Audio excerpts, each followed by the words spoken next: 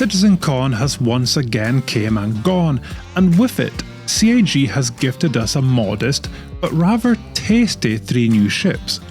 The armed to the teeth Anvil Paladin, the awe-inspiring Stinger, and the quirky little Shiv. I'll be taking a look at all of these in due course, but for now, let's talk about the one that looks like it could tear a hole in space-time if you looked at it funny. The brand new Anvil Paladin Gunship. The Paladin is designed and built by Anvil, which means it shares its DNA with the Valkyrie and the Asgard. In other words, it's built like a brick shithouse that's gone to military school. She looks mean, properly mean. The kind of ship that, if you saw it bearing down on you while flying your piddly little C1, you'd quietly soil yourself and start drafting your will. Its hard edges and militaristic lines sculpted into a shape that says, "I'm here to ruin your day." Those twin tail sections stretch out like a pair of middle fingers to everyone behind you, each one housing enormous engines that promise violence at a moment's notice.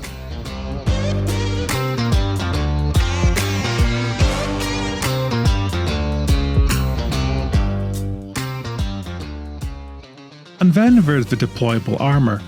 Sadly, it doesn't do much yet, but once engineering and hull armour become fully functional, this thing will be tougher than a hangover after a tequila festival. Oh, and those guns, dear God those guns, they're so enormous that even Freud would raise an eyebrow. And we'll get to those in just a moment. All in all, she's a fantastic looking ship, intimidating, angry, and designed to make any would-be attacker reconsider their life choices.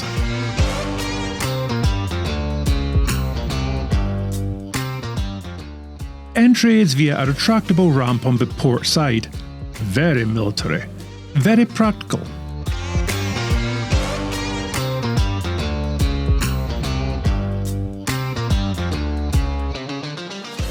Inside, you're greeted by a utilitarian but surprisingly roomy interior. You won't find any leather upholstery or champagne chillers here. This is not for your typical Origin owner.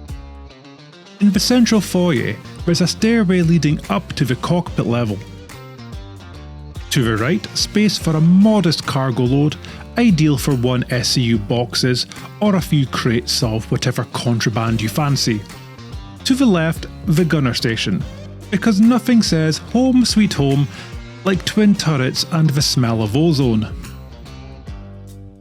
There's also a ladder connecting the decks, a backup route in case someone parks their backside on the main staircase and refuses to move. It's simple, practical, and one of only 2 ways up and down, because in true Anvil fashion, who needs a lift when you've got good old-fashioned steps and a death trap of a ladder? Inside the gunner room, you'll find the 2 gunner seats controlling the Paladin side turrets, 2 seats of pure joy and destruction. Upstairs, there's a first floor hallway with several doors leading off to functional rooms. There's even a dining table, presumably for your union-mandated space lunch breaks. The living quarters? Functional, not fancy. Beds for you and your mates. Desks for writing your memoirs during quantum travel, and enough storage for all the snacks and ammo you could ever need.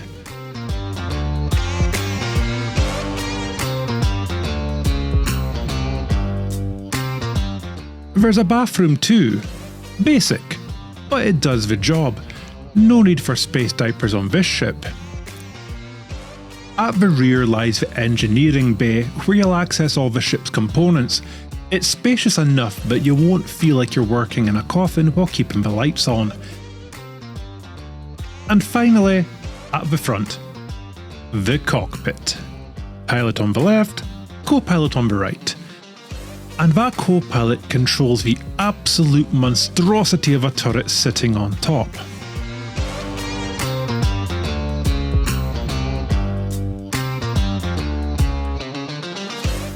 Right. The bit you've been waiting for. The Paladin is absolutely drenched in firepower.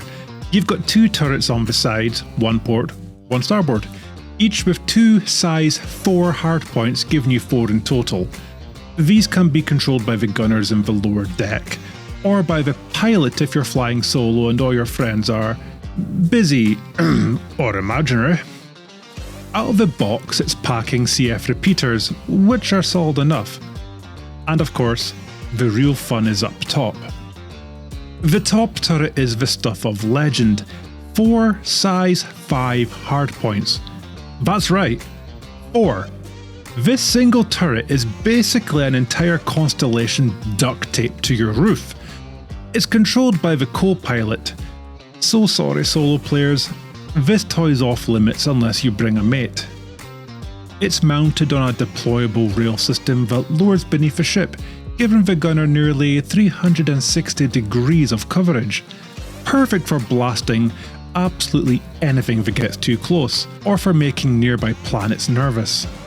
Out of the box, you're looking at 4,337 DPS. Swap the guns for attritions, and you're at 8,300 DPS. And if you swap the side turrets for revenants, you're going to be pushing 8,928 DPS. As a solo pilot, it's respectable, but bring just one friend from rentafriend.com and suddenly you're unleashing enough firepower to make the UEE Navy blush. Under the hood, she's no slouch either. You get 3 size 2 power plants, 1 size 3 shield, a size 2 quantum drive, and 2 size 2 coolers. Even in stock configuration, you can max out your power pips with ease, and that size 3 shield? With a HP pool of 63,400 as standard, it means your enemies are going to have to think long and hard about whether today's the day they fancy dying. So what exactly have we got? A gorgeous, heavily armed, power-efficient gunship that can dish out pain faster than an angry ex with your phone number. It's durable, deadly, and it looks like it eats Corsairs for breakfast. Run it solo and you'll have fun. Run it as a team and you own the fucking server. For far too long we've relied on constellations and Corsairs to chip away at capital ship shields, but now, finally, we have a new contender. I can't wait to do more testing with the Paladin, but so far, it's ticking every single box. It's not just a gunship, it's a statement. And that statement is, go ahead, shoot me. I fucking dare you.